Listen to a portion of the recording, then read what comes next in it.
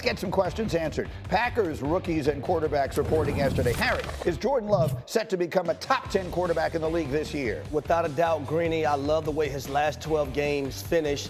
That's including the playoffs, over 2,500 yards, 26 touchdowns, and just 5 interceptions. I think in 2024, what a lot of people want to see more so this season is him do it for a duration of an entire season. Not the last 12 games, but the entire 17, including the playoffs. But Jordan Love is well on his way. Bartholomew, a lot of people keeping an eye on the Houston Texans. What a jump they made last year. Their team reported yesterday, is C.J. Stroud the biggest threat to Patrick Mahomes in the AFC?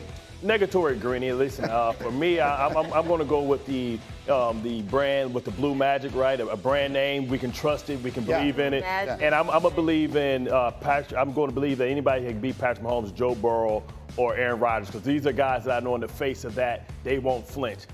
CJ doesn't know what he doesn't know right now, and he doesn't know what a tough burden that is to carry to go against Patrick Mahomes. We'll find out. Let's talk about Patrick Mahomes. He reported along with the rookies yesterday. Hey, Kmart. Yeah. Can Mahomes pull off a three-peat in Super Bowl, something no one has ever done before? One thing I'm not going to do is bet against Patrick Mahomes and his dad bod. Listen, there's every year the Chiefs find a way to reinvent themselves, and I think last year was the biggest test of all.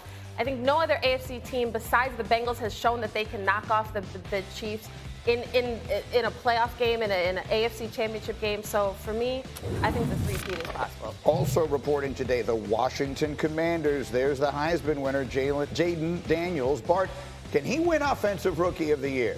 I think he can. I mean, you talk about the dual threat. You know, the big concern with him is how slight his build is. When you think about Louis Riddick and what he talked about, you know, what some of the scouts' concerns were, that he takes square physical hits. But you talk about probably the better of the two when you talk about dual threats. I think he's going to use his legs and his athleticism. We just hope that he can stay healthy for an entire year as they kind of balance out that roster in Washington. Well, with a lot of the things that happened yesterday between Brandon Ayuk's trade demand and everything else, we did not get to dive into something that Booger McFarland said on the show earlier this week. He was talking about how we could be looking at something of a deja vu this year when we look at the top two rookie quarterbacks. This was Booger. Don't be surprised if midway through the season we're having a conversation very similar to what we had last year, meaning the number 2 pick, Jaden Daniels, looks better than the number 1 pick, Caleb Williams. Just like we had last year with C.J. Stroud and Bryce Young, because there are a lot of people out of Washington telling me that this young man, Jaden Daniels, not only does he look the part, his teammates know he looked the part. And I think Caleb Williams is going to struggle, and I think Jaden Daniels is going to come out the gate flying. So that is a fascinating. I'm trying to gauge the expressions on people's faces. I'm looking over at you, Harold Douglas. Harold. What do you think? I think the situations are kind of different. When I looked at Bryce Young last year, we were more so talking about his surroundings from a coaching standpoint. Yes. What Ryan Poles has been able to do with the number 1 overall pick, in which we would never see this ever again, a number 1 pick going to a situation like he is with the Chicago Bears. They have 3 number 1 wide receivers. They have 2 solid tight ends. They have DeAndre Swift. Offensive line has gotten better. Defense has gotten better. That defense made a 360 as soon as they traded for Montez Sweat the back half of the year. They added more pieces to that as well. I think when it comes to the Chicago Bears, the most important person for Caleb Williams is Shane Waldron, the offensive coordinator, and not allowing him to go out there game 1 and just throwing the football all over the place 40, 50 times. Having that run game, having that balance and that structure, and Caleb Williams has to do a phenomenal job of playing in structure, something that he did not do at the collegiate level. But I think the situations are a little bit more different because of the surroundings. Yeah. Bryce Young didn't have receivers. Bryce Young didn't have an O-line. And that offense was, I would say, atrocious in my opinion for Carolina.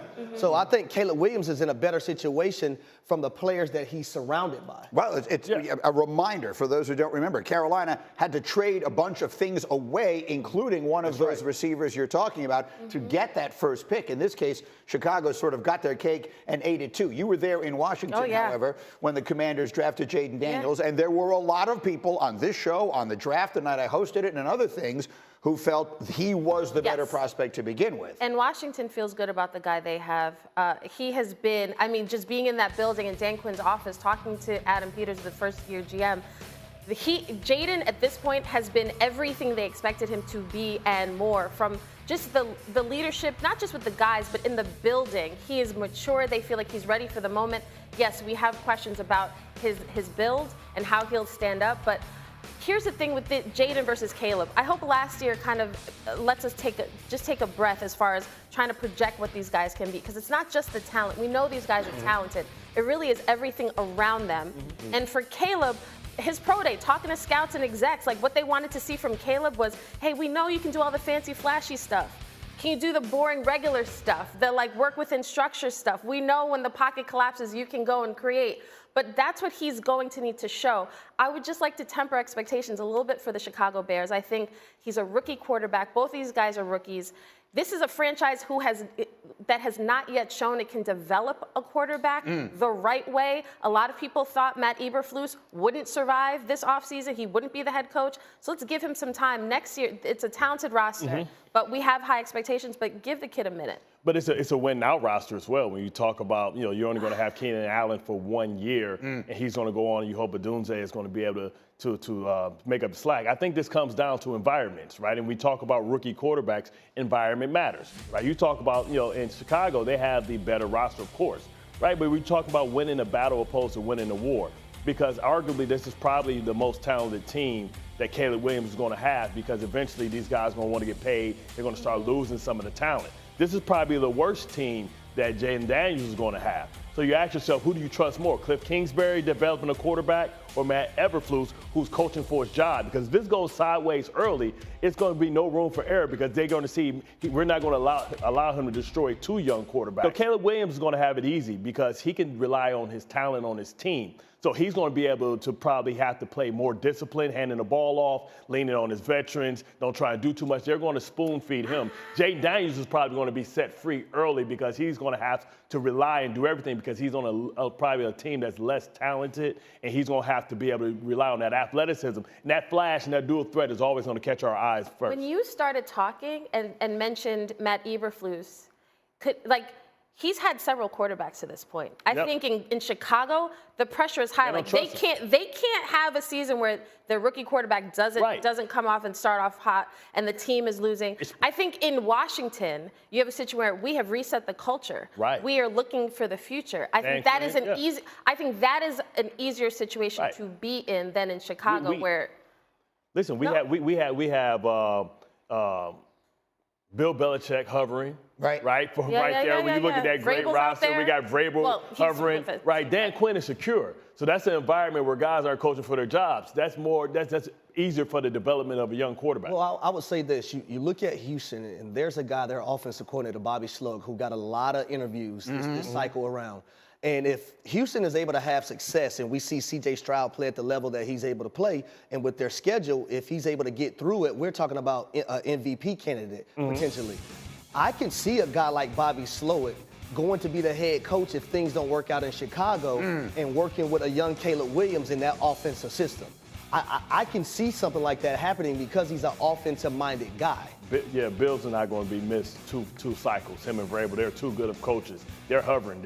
I'm just talking from an offensive standpoint. Gotcha. Where you're talking about, the offense that's hot right now in the NFL. It's that Shanahan, it's that McVay, it's those guys, Matt LaFleur. And I'm talking about him being with a rookie quarterback in C.J. Stroud last year, and his growth from preseason to the regular season was tremendous, in my opinion. Because I remember us coming on here on Get Up and kind of, getting after the Houston Texans for not being able to protect C.J. Stroud in preseason or the offensive coordinator. But the strides that he made as a play caller and making the playoffs in year 1, getting to a second round, and having those interviews this cycle, this time around, I could see Houston having success and him getting a job working with a young Caleb Williams. Things don't always go. One is great and the other one is terrible. I mean, Andrew Luck and Robert Griffin III both had really good rookie years, but frequently one guy goes this way, Peyton Manning, the other guy goes this way. I'm starting with you. The most interesting thing about this entire training camp is what happens in the Pittsburgh quarterback room. Who do you believe should be their starter week 1?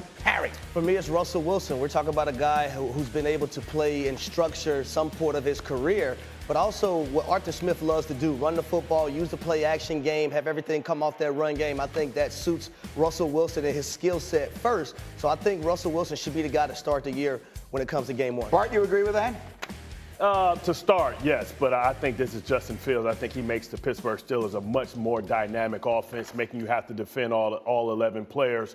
You talk about with him, Jalen Warren holding the backside linebacker, the RPO game. Play action is really what it's about. You remember with Tannehill what that was all about. Then help me with this, okay? Because everyone keeps telling me this. Or we'll start with Russell Wilson, but then eventually they get, what are we delaying the inevitable for? If they're better with Justin Fields on the field, if he has the potential to be their future and the other guy does not, I don't mean to be sitting here knocking Russell Wilson. That's not what this is about. But it is about you bring in a young, dynamic player like Justin Fields, let him have the reps, let him be ready to start the season. The Steelers. Well, the Steelers, have to do right. They're an honorable franchise. They promised Russell Wilson something. Russell Wilson comes there. They're not paying him much money. They got to allow Russell Wilson to lose it. And Justin Fields, you want a young player to be hungry because Justin Fields is the future. They have to listen. Somebody in that management job is on the line. You say, well, what are you talking about, Bart? They never have a losing season.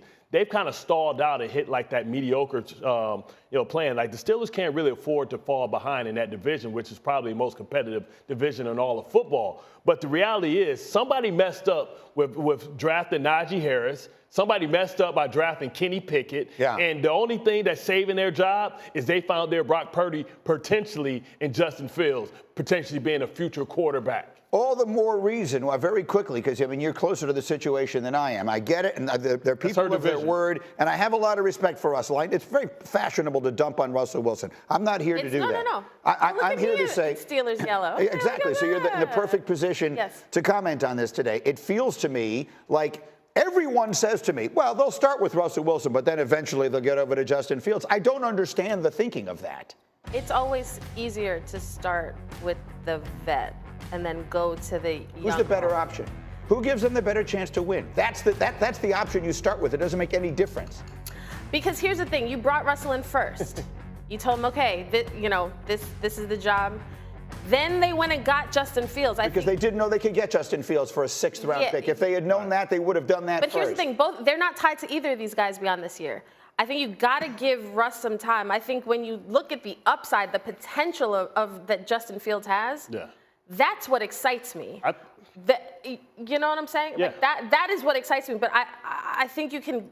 That's a difficult switch, starting from Justin and then ending with Russell. But your hope is that you never do that. I think you hope that you put the quarterback out there. No one starts a season saying, well, we'll start with this guy, and then hopefully we'll work our way to a different quarterback. Well, the reports are they got to kind of get Justin Fields up to speed. He doesn't throw with great anticipation. He doesn't throw with great accuracy. So you kind of work him in because, listen, he has to be the future. Because if they're not the future, I think they are tied to Justin Fields. Because if he's not the answer, then what is the answer? That means they got to go back and try and draft the guy or get one of these retreads, and they're going to fall, behind everybody within that division, and some jobs are going to be on the line eventually. Think about how we've talked about Justin Fields' tenure in Chicago, about how that organization helped set him back. Yeah, really. The opposite of helped, right. You know what I mean? Yeah. Like, think about that. That's what you're getting. You got raw talent, you got raw clay to play with.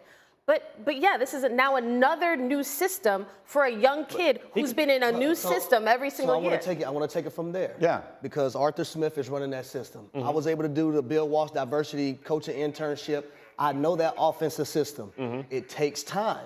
So you can't just have Justin Fields come in and is going to be up to speed on everything within that system. There's little things when it comes to that offensive system, which is that Shanahan system that you have to be able to, be up to speed on. But you can take the gray out. I mean, I believe that Justin Fields can be Lamar Jackson his first and second year when you consider what a dynamic runner he is, and with all the weapons they have on the outside, one of the best dual threat tight ends in Fairmouth, who's a great blocker and pass receiver. He can rush for 1,000 yards within this system, which makes them impossible to defend. And who cares if you beat the kid up because he's just a rental? You can get rid of him if he gets hurt. Wait, but you think they should start with Russell?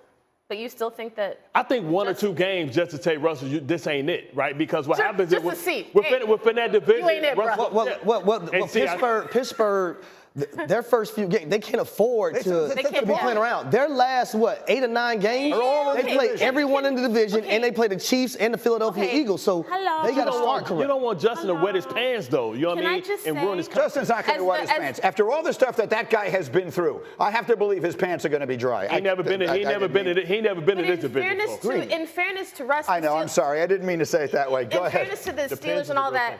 Every year I cover this team, we've talked about how they haven't had good, consistent quarterback play in several years. They've had the worst. And were they in the playoffs last year? Yeah. With all those different quarterbacks? Yeah, but that's because Joe Burrow got hurt. If Joe Burrow didn't get hurt, they don't make that slot.